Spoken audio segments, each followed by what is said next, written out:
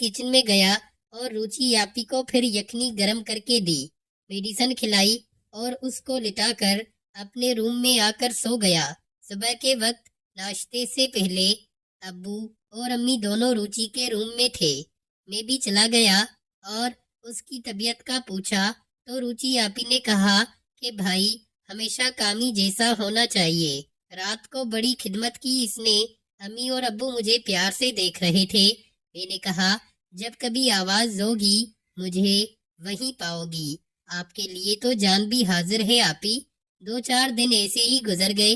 रुचि आपी अब बिल्कुल ठीक हो चुकी थी। हमारे घर भी मेहमान आने लगे क्योंकि अब्बू यूके वापस जाने वाले थे 1 हफ्ते बाद। इसी तरह एक दिन हमारे घर मेहमान थे। अब्बू की 2 सगियां फुफियां आई हुई थीं, काफी बुजुर्ग हो चुकी थीं। दोनों रात को मगरिब के बाद अब्बू को उनके बहनोई यानी हमारी फूफा जी का फोन आया कि इस्लामाबाद में हमारे फूफो की बेटी का अचानक निकाह है सुबह और हम सबको ही आना है। फूफो की बेटी के लक्षण कुछ अच्छे नहीं थे। यूनिवर्सिटी में ही कोई लड़का फंसा रखा था।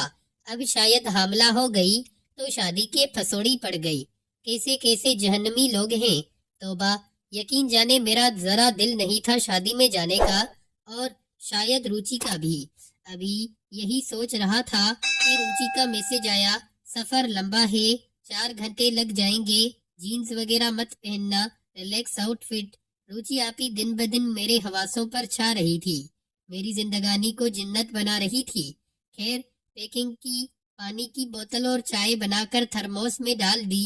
अम्मी थोड़ी भारी थी इसलिए फ्रंट पर बैठना लाजमी था। अब्बू का वजन भी कुछ वैसा ही था।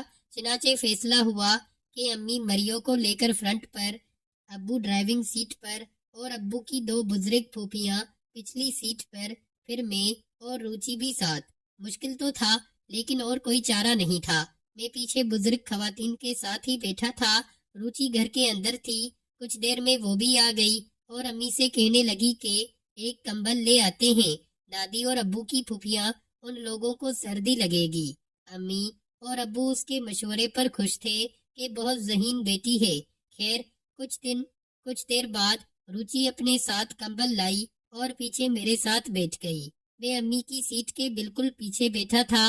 मैं दादी लोगों की तरफ खिसकने लगा लेकिन मुझे रुचि आपी ने रोक लिया और एलानिया कहा, तुम ही बैठो खिड़की की तरफ, मैं तो सो जाऊंगी। कार चल पड़ी। अब्बू आहिस्ता ही चला रहे थे। आध घंटे बाद मैं और अब्बू ने चाय पी, बाकी किसी ने नहीं। रुचि आपी ने कंबल सीधा करके पिछली पूरी सीट पे बैठने वालों पर फैला दिया। रुचि आपी ने बड़ी सी चादर ली हुई थी। बुजुर्ग खवातीन तो सो चुकी थीं और फ्रंट पर अम्मी भी। रुचि ने अब्बू से कहकर मेहदी हसन की गजल लगवा ली ताकि उनको नींद न आए। देखा कितनी समझदार है मेरी बहन, लेकिन बाद में पता चला किस लिए गजल लगवाई। मैंने रुचि आपी से कहा, थोड़ी सी चाय देना। रुचि ने कप में चाय डाली। अब्बू से पूछा तो उन्होंने कहा, बस 2 चुस्की। रास्ते में काफी मस्ती करते गए, एक दूसरे को छेड़ते रहे। इस दौरान हमने कई बार अब्बू को देखा, उनका ध्यान ड्राइविंग पर ही था। फिर इस्लामाबाद पहुंच गए, शादी वाले घर गए। रुचि आपी सबसे पहले कपड़े चेंज किए। आधी रात हो चुकी थी। अक्सर मेहमान जाग ही रहे थे और बच्चे और बुजुर्ग लोग सो चुके थे। पहले तो चाय पानी, उबले अंडे वगैरह दिए गए, फिर बिस्तर दिए गए ताकि सो जाएं। हम भी थके हुए थे, खास तौर पर मैं, इसलिए दिल चाह रहा था कमर सीधी कर ली जाए। सुबह बारात थी। मैं भी कजन्स वगैरह के साथ हल्ला गुल्ला करता रहा, लेकिन मेरी नजरें बस आपी रुचि के लिए तरसी हुई थीं, इसलिए उनको अक्सर नजरों के सामने ही रखता हूँ। फैमिली की खवातीन भी कम नहीं थीं। इतनी सर्दी में भी तंगो बारीक लिबास पहने हुए थे। ये खवातीन किस सियारे की मखलूक है, नया सूट दिखाने के लिए सर्दी से बेनियाज घूमती रहती। मुझे रुचि आपी का मैसेज आया, अम्मी पर नजर रखो। हैं? क्यों? मैं ना समझते हुए पूछा। रुचि आपी का रिप्लाई आया, बाद में बताऊंगी, फिलहाल जो कहा है वो करो। मैं अम्मी को ढूंढने लगा। वो 2-3 खवातीन जो हमारी रिश्तेदार थीं, उनके साथ बैठी बातें कर रही थीं। ऐसी कोई अजीब बात तो नहीं लगी امی کے پاس نظر دوڑائی تو ایک صاحب جو میری امی کے کزن ہیں وہ امی کو ٹک ٹکی باندھے دیکھ رہے ہیں۔ وہ امی کے ہم عمر ہی تھے، لیکن ان کا ایسا دیکھنا مجھے ناگوار گزر رہا تھا۔ آخر ہم بھی غیرت والے ہیں، میرے علاوہ میرے گھر کی خواتین کو کوئی بری نظر سے دیکھے تو آنکھیں نہ نکال دوں۔ میرا فوکس امی پر تھا۔ انہوں نے بھی اپنے کزن کو ایک آدھ بار دیکھا، لیکن خواتین کے ساتھ ہی مشغول رہیں۔ امی اس وقت گرے کلر کی ڈریس میں تھیں، بلکہ گرے کلر کی ڈریس میں زبردستی گھسی ہوئی تھیں۔ اوپر سے بال کھول رکھے تھے۔ 34 یا 35 سال کی خوبصورت عورت لگ رہی تھیں۔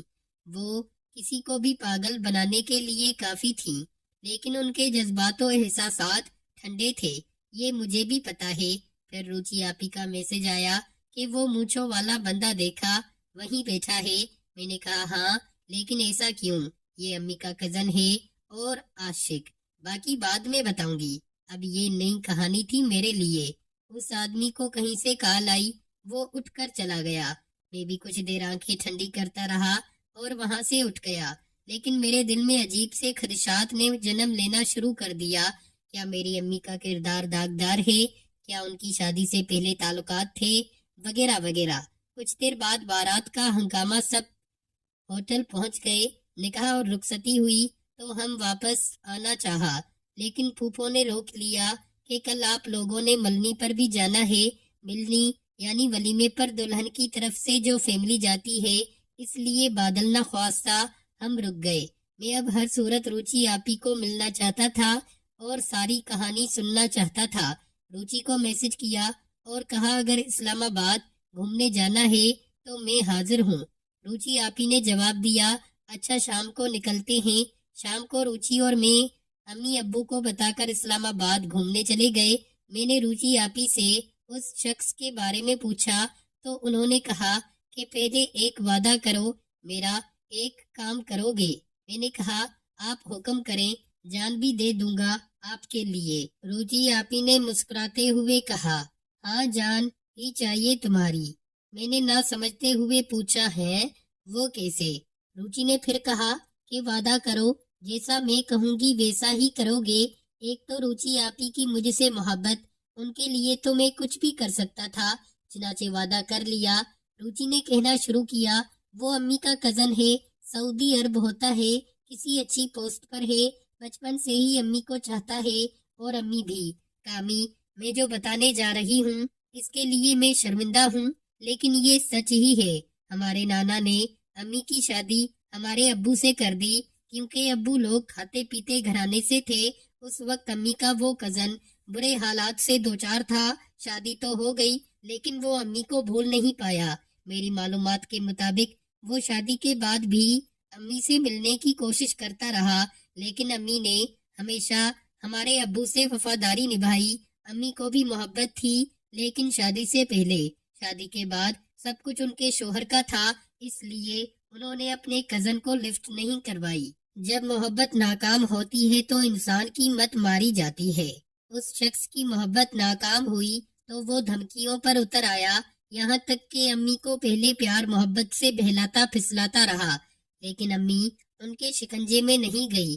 یہ کنفرم ہے کامی، امی کے ساتھ زیادتی تب ہوئی جب ابو نے UK میں پاگل پن کے جوش میں کسی گوری کے ساتھ، وہ گوری بیمار تھی اور اس وجہ سے ابو کو کافی پیچیدگیوں کا سامنا کرنا پڑا۔ یہ سنتے ہی میرے ذہن میں دھماکہ ہوا، ابو کی الماری میں حکیموں کی ادویات وغیرہ اس لیے رکھی تھیں، ایک تو وہ باہر رہتے اور جب پاکستان آتے تو امی کو سیٹسفائی نہیں کر پاتے۔ یہ بات کسی طریقے سے اس شخص کو پتہ چل گئی، کیونکہ امی اور ابو نے شروع میں اسلام آباد کے کسی ڈاکٹر سے علاج کروایا اور وہ ڈاکٹر امی کے کزن کا دوست تھا۔ شارٹ کٹ یہ کہ امی کے کزن کو پتہ چل گیا کہ رخسانہ میری امی ابو سے مطمئن نہیں۔ اس نے امی کا نمبر حاصل کیا اور ان کو ورگلانے لگا۔ تب میں 8ویں کلاس میں تھی۔ پھر امی اور ابو نے اپنا ڈاکٹر تبدیل کیا اور انکل حکیم احسان کے والد سے میڈیسن لینا شروع کی۔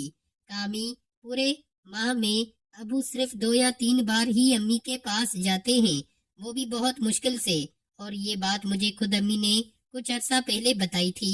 अब तुम खुद सोचो कामी, पूरे साल का इंतजार और जब घर वाला आए तो ये सूरत हाल। इन सख्त हालात के बावजूद उन्होंने अब्बू को नहीं छोड़ा, ना उनकी इज्जत से खेली है। ऊपर से उस मूंछों वाले अंकल ने भी आखिर कर रखी थी। वो इमोशनली अम्मी पर हमला करता था। मैंने खुद अम्मी के मोबाइल उनके मैसेज पढ़े हैं।